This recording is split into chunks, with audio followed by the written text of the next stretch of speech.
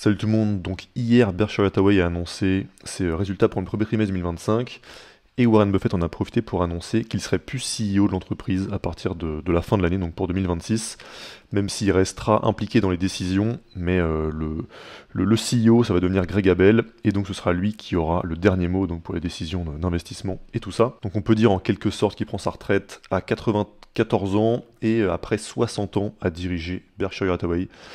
Et d'ailleurs, l'annonce était assez émouvante, donc je vous conseille de regarder cette vidéo. Alors, la vidéo dure 6h25, donc pour ceux qui ne veulent pas tout écouter, vous pouvez aller, ici il y a un mec qui donne le timestamp, donc à 5h28 et 44 secondes, c'est le moment où il commence à annoncer qu'il va passer les rênes de l'entreprise à Greg Abel, sachant que à ce moment-là, Greg Abel n'était pas au courant. Donc voilà, je vous conseille de regarder ça. Et je voulais qu'on en profite pour regarder un petit peu le track record de Berkshire Hathaway et de Warren Buffett. Donc depuis 1965, donc ça c'est dans leur lettre annuelle, donc on a la performance de Berkshire chaque année contre la performance du S&P 500, dividendes réinvestis, pareil de chaque année, pour pouvoir comparer. Et donc depuis 1965 sur 60 ans, donc le S&P 500 a fait une performance de 10,4% par an, contre 19,9% par an pour Warren Buffett. Et quelqu'un qui est complètement... quelqu'un qui n'est pas du tout familier de l'univers de l'investissement et tout ça, et qui n'avait jamais entendu parler par exemple d'intérêt composé, il pourrait avoir un réflexe naturel, intuitif, de se dire que Berkshire Hathaway a gagné 2 fois plus que le S&P 500, puisque on est à 19,9% contre 10,4%. Et si vous regardez cette vidéo, il y a de très grandes chances pour que vous sachiez qu'on est très loin enfin que c'est pas du tout le cas et qu'on est très loin en fait d'un x2 au final.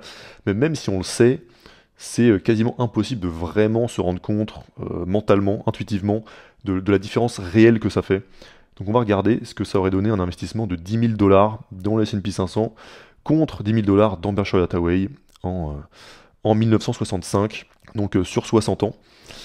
Et donc si on prend le S&P 500, donc 10,4% par an pendant 60 ans, ça fait une performance totale, donc cumulative, de 39 054%. Et donc une performance de 39 000%, ça fait un x 391. Donc ça veut dire que si on avait investi 10 000 $ en 65, on se retrouvait avec 3 millions 9. Voilà, 3 millions 9 au bout de 60 ans. Et bon, on peut se dire qu'au bout de 60 ans dans une vie, c'est pas très utile. On n'aura pas beaucoup l'occasion de s'en servir, mais on peut imaginer différents autres scénarios.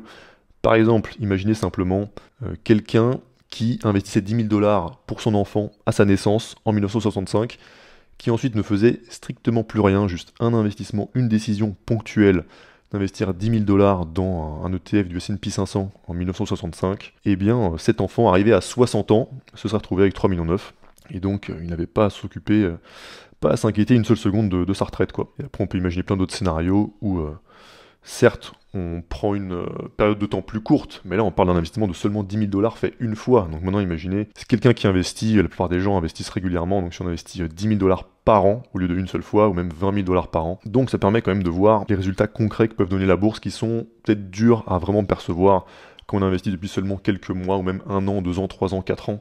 On voit pas encore vraiment l'effet des intérêts composés. Donc ça c'est pour le S&P 500, et donc c'est déjà pas mal, hein, x 391, donc transformer 10 000 en 3 millions 9. Mais maintenant on va regarder ce que ça aurait donné dans Berkshire Hathaway, donc quelqu'un qui aurait mis ses 10 000 $ plutôt là-dedans plutôt que dans le S&P 500, et qui donc aurait fait une performance de 19,9% par an. Ça aurait donné une performance cumulative de 5 502 284%, ce qui fait, donc on était à x 391 pour le S&P 500, et là c'est un x 55 000, ce qui aurait donc transformé les 10 000 $ pas en 3 millions 9, mais en 550 millions. 550 millions pour un investissement de 10 000 $ il y a 60 ans. Et je trouve que ça permet de bien visualiser que battre le marché, c'est un effort qui peut vraiment valoir le coup et qui peut vraiment changer une vie, quoi. Et le deuxième point qui est intéressant sur cet historique, c'est que on a quand même assez souvent des articles qui nous expliquent que Warren Buffett n'est plus aussi bon qu'avant, il n'arrive plus à surperformer le marché, c'est plus ce que c'était, etc. Mais en fait, quand on regarde les faits, c'est pas le cas, et même récemment. Donc si on regarde 2024, par exemple 2024, il a surperformé de 0,5%, 2023, il a sous-performé d'à peu près 9%, ok. Mais en 2022, il a fait plus 4%, alors que le S&P a fait moins 18%, c'est quand même une surperformance de 22%. Il a réussi à faire une plus-value alors que le S&P 500 a perdu 18%. L'année précédente, 2021, 29,6 contre 28,7. Ensuite, il y a eu 2 années de sous-performance, mais avant ça, 2 années de sur-performance, etc. Donc voilà, on voit que ces histoires de Warren Buffett, enfin Berkshire Hathaway ne surperforme plus le marché, ça ne se vérifie pas dans la pratique, et on peut par exemple regarder ici, sur les 5 dernières années, si on compare donc le S&P 500 et Berkshire, donc depuis le mois de mai 2020, le S&P 500 a fait plus 94%, alors que Berkshire a fait plus 205%. Donc factuellement, Warren Buffett continue à avoir des bonnes performances, et il a réussi à faire ça pendant des décennies. Par contre, c'est vrai que les années avec les plus grosses surperformances, on les trouve quand même vers le début avec des chiffres qui sont complètement fous. Par exemple, je crois que le plus gros, la meilleure année qu'il ait fait, c'était en 76, si j'en loupe pas une, non c'est bien ça. En 76, une année, imaginez une année, à plus 129%. Moi qui pensais avoir fait un chiffre énorme avec mes 60% en 2023 et 2024, mais à plusieurs reprises il a fait plus que ça, hein. 68, 78%, en 71 plus 80%, 76 plus 130%, 79 plus 102%, 85 plus 94%. Et pour avoir des tels niveaux de performance sur une année, il faut forcément une combinaison de à la fois la croissance du business, mais aussi d'augmentation des multiples de valo. On peut pas, je pense, avoir des tels niveaux de perf en comptant uniquement sur la croissance, ou vraiment la combinaison des deux, et je pense vraiment que c'est ça là, parce qu'il y a eu un marché baissier à partir de 72 qui a duré globalement dans les années 70, et on voit que c'est vers la fin des années 70 qu'il a fait les plus gros chiffres. Donc je pense une période où on devait avoir une augmentation des multiples en parallèle, quoi. Et donc pour terminer sur cet historique de performance, faut savoir que Buffett aujourd'hui on peut considérer que c'est le meilleur investisseur de l'histoire. Personne n'a aujourd'hui un meilleur track record. Il y a des personnes qui ont fait mieux, mais sur des périodes de temps beaucoup plus courtes. Donc ici, on a un petit graphique avec les noms de beaucoup d'investisseurs connus qui ont réussi à battre le marché. Donc là, le pourcentage qu'on voit sur l'axe Y, c'est le pourcentage de surperformance, donc au-dessus du S&P 500. Mais on voit que même si certains ont réussi à surperformer le S&P de 20 à 30% annualisé pendant 10-20 ans, ce qui reste exceptionnel, hein. C'est pas pour réduire l'accomplissement, ça reste des performances qui sont exceptionnelles. Mais si on prend en compte quand même la durée d'investissement, celui qui a le meilleur rapport entre les deux, ça reste Warren Buffett. Donc voilà pour l'historique de performance de Buffett depuis 40 ans. Et maintenant, j'ai noté 2 autres points intéressants qu'il a dit pendant les résultats trimestriels. Le premier, c'est qu'on lui a demandé ce qu'il pensait des dépenses de CAPEX de certaines des GAFAM, donc sauf Apple en gros, donc Microsoft, Amazon, Google et Meta, donc les CAPEX, donc les dépenses d'investissement liées à l'intelligence artificielle, qui sont en augmentation ces derniers temps et qui sont à des niveaux complètement fous. Donc on lui a demandé ce qu'il en pensait, et il s'est contenté de rappeler un truc simple mais important, c'est que si un business, pour continuer d'exister et pour continuer à croître, a besoin de très peu de capital, c'est mieux que s'il avait besoin de beaucoup de capital. Et donc aujourd'hui, l'énorme augmentation qu'on a sur les CAPEX de Amazon, Google, Meta et Microsoft, faut bien le voir comme un facteur de risque. Et donc se demander déjà est-ce que ces investissements seront suffisamment rentables, et aussi se demander combien de temps est-ce qu'ils vont durer. Parce que si maintenant c'est des business qui demandent par nature plus de CAPEX qu'avant, et ça change la qualité du business, ça change aussi les niveaux de valorisation auxquels on peut justifier de les payer. Et donc, voilà, c'est un risque à prendre en compte si on investit dans ces business.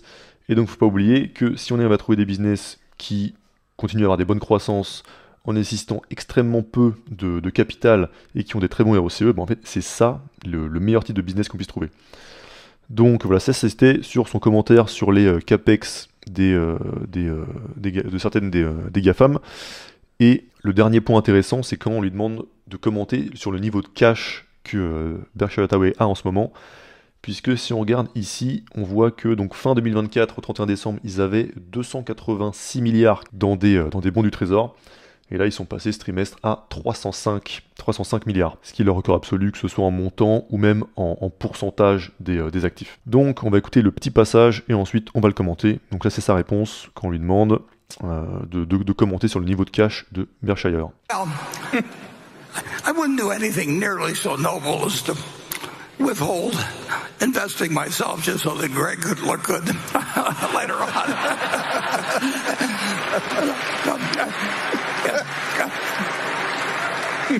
Now, if he gets any edge when I leave, I'll resent it. So the amount of cash we have is we would spend, well, we came pretty close to spending $10 billion not that long ago, for example. But we'd spent... Donc là, il dit qu'ils sont passés très près de faire un investissement de 10 milliards de dollars, sachant que même pour eux, 10 milliards de dollars, c'est pas du tout négligeable. Hein. Par exemple, la valeur totale de leur investissement dans American Express, c'est à peu près 40 milliards, pour se rendre compte à peu près. Et donc ce que j'en déduis, c'est que là en avril, on a eu une baisse à un moment donné assez forte du SP500. On est descendu à des valorisations, si je prends la moyenne du SP500, hein, on était entre 23, on était à peu près vers 23,5 fois les bénéfices. Et donc c'est intéressant de savoir qu'à ce niveau-là, au niveau où on est descendu, Warren Buffett a jugé qu'il y avait une opportunité d'investissement qui était presque suffisamment bonne. Je trouve que c'est un indicateur qui est intéressant pour voir la vision qu'il a lui des valorisations actuelles. Après, il faut prendre en compte le fait que son univers d'investissement est plus restreint que nous, puisque par exemple une boîte qui vaut 1 milliard, bah, pour lui ça sert à rien, ça l'intéresse pas. Mais voilà, je trouve ça intéressant quand même. Donc continuons. We'd spend $100 billion. I mean, and those decisions are not tough to make. When something is offered that makes sense to us and that we understand and offers good value and where we don't worry about losing. And the one problem with the investment business is that things don't come along in an orderly fashion, and they never will. I mean, it isn't like every day. The long-term record is sensational, but that is not a product. And I've had 200 trading days times 80 years. It's 16 million trading days. We kind of, 16,000 trading days. It would be nice if every day you got 4 opportunities or something like that, and and they were expected to be equally attractive. If I was running a numbers racket, every day would have the same expectancy of that I would keep 40% of whatever the handle was, and so the only question would be is how much we transacted. But we're not running that kind of a business, and so we're running a business which is very, very, very opportunistic. And Charlie always thought I did too many things. He thought if we did about 5 things in our lifetime, we'd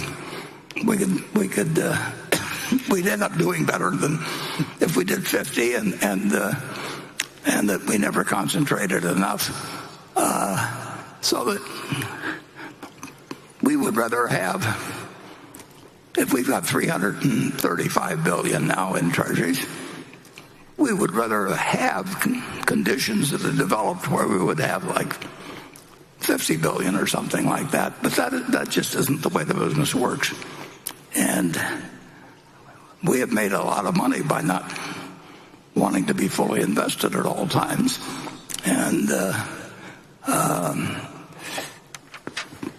we don't think it's improper, actually, for people who are passive investors just to make a few simple investments and sit for their life. But we've made the decision to be in the business, so we think we can do a little better than that by behaving in a very irregular manner. But if you told me that I had to invest, let's say that we have a roughly $40 billion a year coming in, and we start with 335. If you told me I had to invest $50 billion every year till we got down to $50 billion, that would be the dumbest thing in the world to invest in that manner. Things get extraordinarily attractive very occasionally. The long-term trend is up. Nobody knows. And I certainly don't know. Greg doesn't know. Ajit doesn't know. Nobody knows what the market is going to do tomorrow, next week, next month. And nobody knows what business is going to do tomorrow, next week, or next month. But they spend all their time talking about it because it's easy to talk about. And but it has no value. I've never found anybody I wanted to listen to on the subject. And on the other hand, I've found that leafing through things like that big Japanese book that I can't read anymore. That's a treasure hunt. And every now and then you find something, and occasionally, very occasionally, but it'll happen again, that I don't know when. It could be next week, it could be 5 years off, but it won't be 50 years off. We will be bombarded with offerings that we'll be glad we have the cash for. And it'd be a lot more fun if it would happen tomorrow, but it's very unlikely to happen tomorrow. Very, very unlikely to happen tomorrow. But it's not unlikely to happen in 5 years, and then the probabilities get higher as you go along. Donc là pour moi le passage qu'on vient d'écouter c'est à la fois le plus important et le plus intéressant des 6 heures de vidéo là. Donc en résumé, déjà il dit qu'il préférait que ces 300 milliards soient investis. Si c'est pas le cas, c'est parce qu'il ne trouve pas d'opportunités suffisamment intéressantes pour que ce cash soit investi et qu'il considère avoir gagné beaucoup d'argent en n'étant jamais 100% investi ou très rarement en tout cas 100% investi, puisque c'est ce qui lui a permis de saisir les meilleures opportunités au meilleur moment. Et en investissement, ça rapporte plus d'avoir une approche opportuniste plutôt que d'avoir une approche régulière. Il dit aussi que des opportunités d'investissement deviennent extrêmement intéressantes seulement très rarement, et que par contre viendra un moment où on sera bombardé d'opportunités. Il ne sait pas quand ce sera, il dit que ce sera sûrement pas demain, il est aussi sûr qu'il ne faudra pas attendre 50 ans, mais qu'à un moment donné, ça va arriver, et qu'à ce moment-là, ce cash qui paraît aujourd'hui être un défaut et un frein à la performance, c'est ça qui à ce moment-là lui donnera le boost de performance pour les années à venir, et pour même les décennies à venir. Mais que si on ne trouve pas d'opportunité d'investissement suffisamment intéressante pour ce cash, il faut rester patient et rationnel, et ne pas l'investir n'importe où juste pour le fait de vouloir investir. Donc voilà pour du coup le dernier meeting annuel de Berkshire Hathaway avec Warren Buffett en tant que CEO. Et pour terminer, si vous voulez récupérer ma checklist d'investissement avec les critères que je regarde pour sélectionner mes actions, vous avez le lien en description et qui s'affiche aussi sur le bouton au milieu de l'écran. Et on se retrouve pour la prochaine vidéo. A plus!